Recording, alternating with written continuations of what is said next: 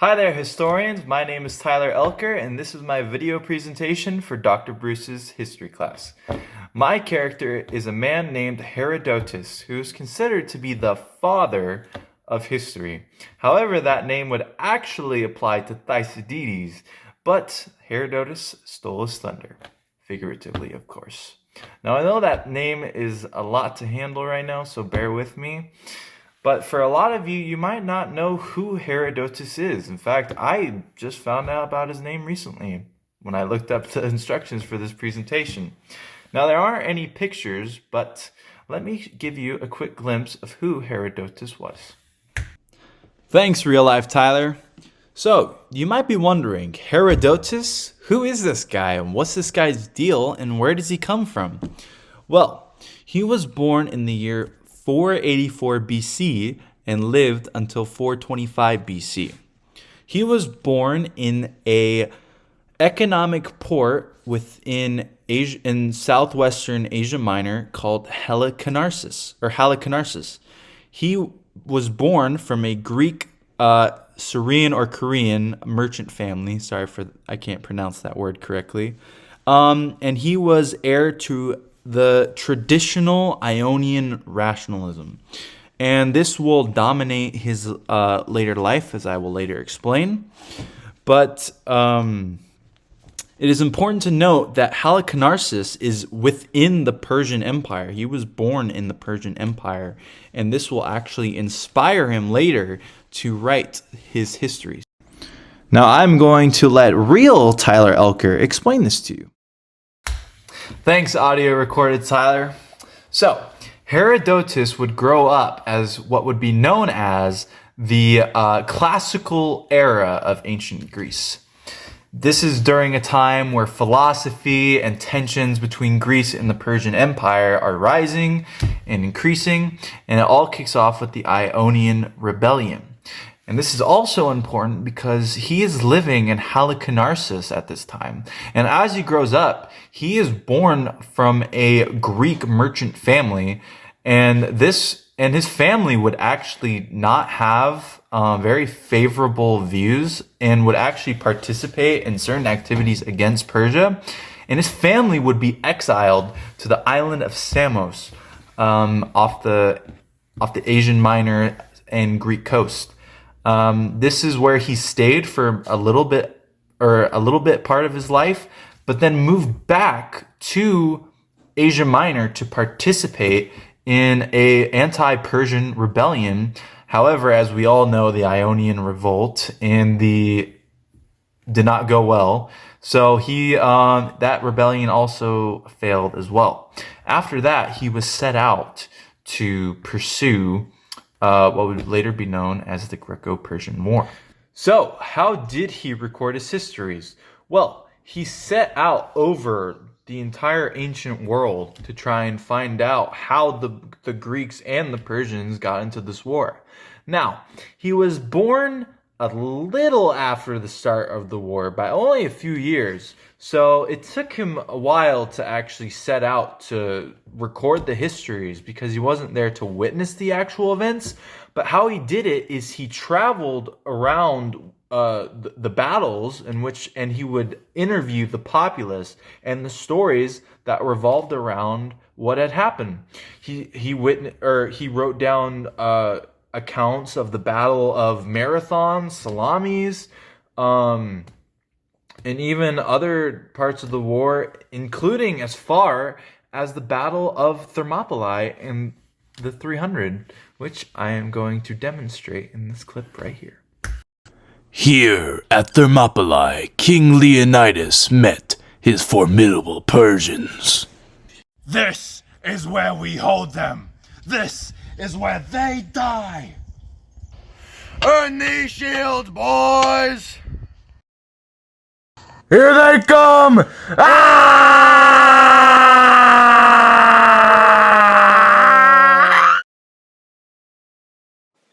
A very, very long time later.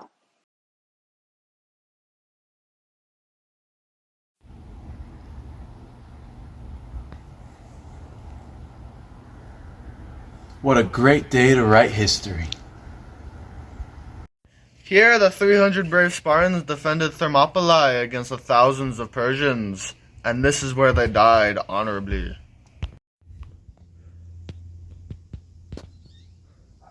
There's so much that happened here. All of Greece must know what the Spartans did here. I must write about it. Time to learn how to write in Greek.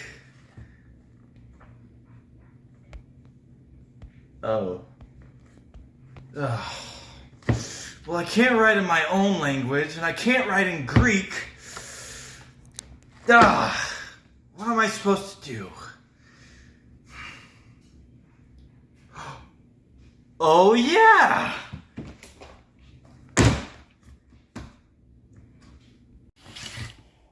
Now, obviously, that is not how it went, but it gets the point across. The point is, he went out to interview the people of that region to get the stories, and he put them all together to create the histories of the Greco-Persian War.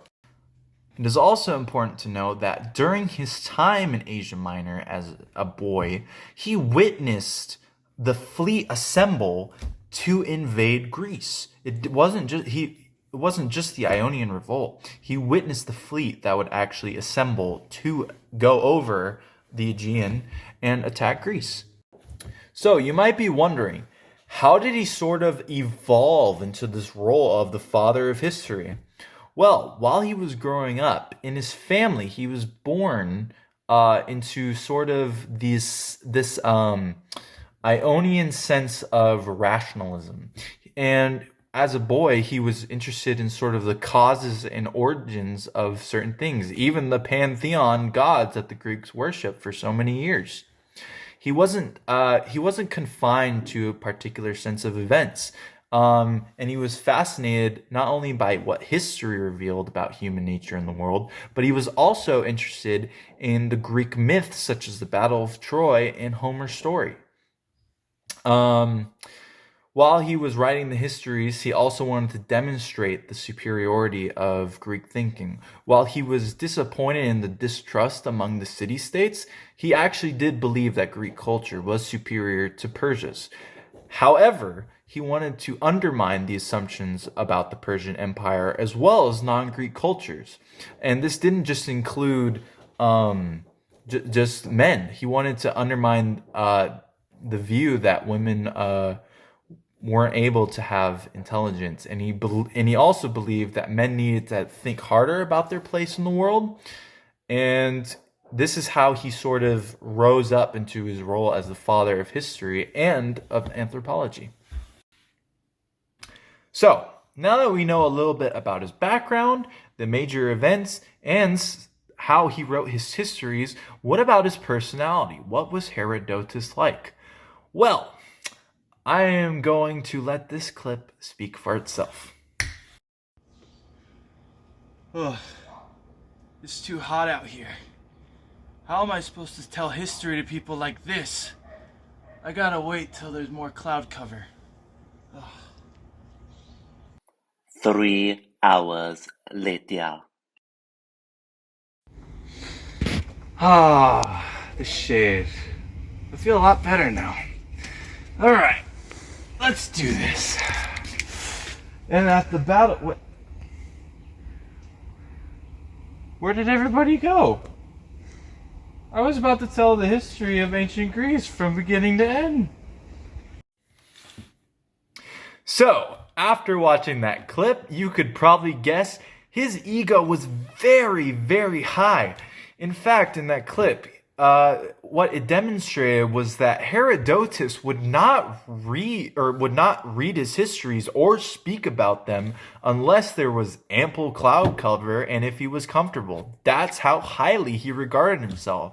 And while he was not associated with any sociopathic or psychotic tendencies, his ego really did get the better of him. Even though his ego was very high, he was actually a very skillful person. The fact that he was able to go from Asia Minor across the world and incorporate all of these perspectives into his history really shows how smart Herodotus was and how he uses intellect and his skill to be able to travel throughout the ancient world and give us the only historical, or not the only historical account, but the main historical account about the Greco-Persian Wars in the ancient world.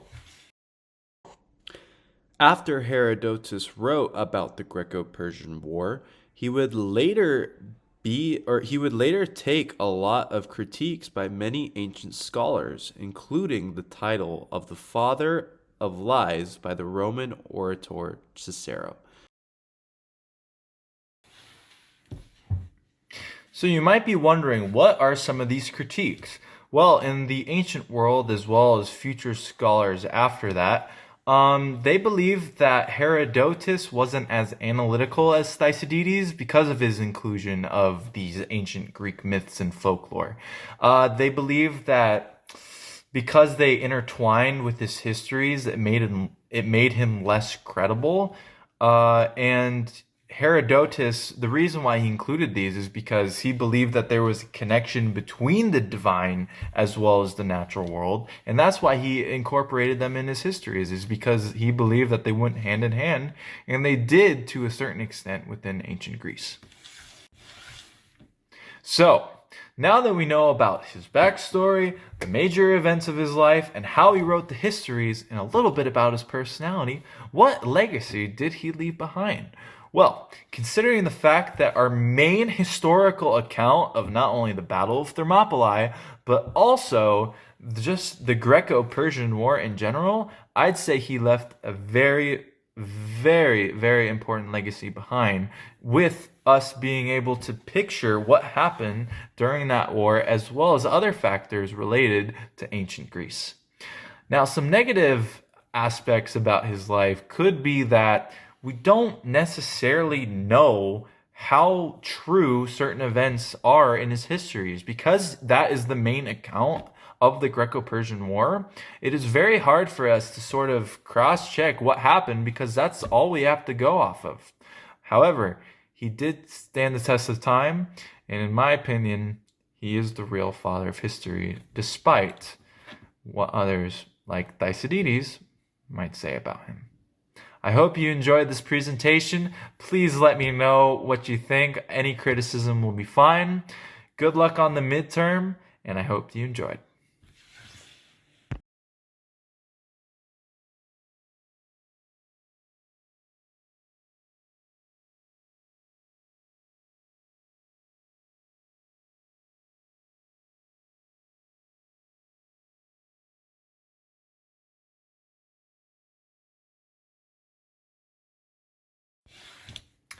Hi there, historians. Thank you for watching my presentation. This is not part of the video. This is completely separate. Dr. Bruce, please do not grade this part. This is not included. You will see when the video ends. This is a blooper reel, and I spent I spent time making this video, obviously, and I tried to do my best. However, that is not to say that some of these takes did not go well. In fact, it was really hard just to get my dog to run straight forward through Thermopylae. So, I hope you enjoy these clips of me and my little brother messing up. I'll also shout out to him for helping me in this video. He spent a part of his Saturday helping me when he could have been playing on my PlayStation 5. So I really appreciate him. It was really fun to make this video. And yeah, I'll let these clips speak for themselves. Have a nice day. Go. Here, the 300 brave Spartans defended Thermopylae against the Parmenians. Here they come, boys! Here they come, boys!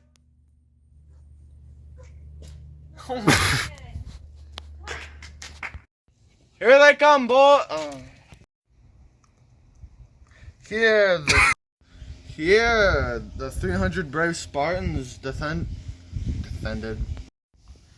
Here, the 300 brave Spartans defended Thermopylae against the thousands of Parmesian. I keep forgetting what to actually. Here, the 300 Persian. Here, the 300 brave Spartans.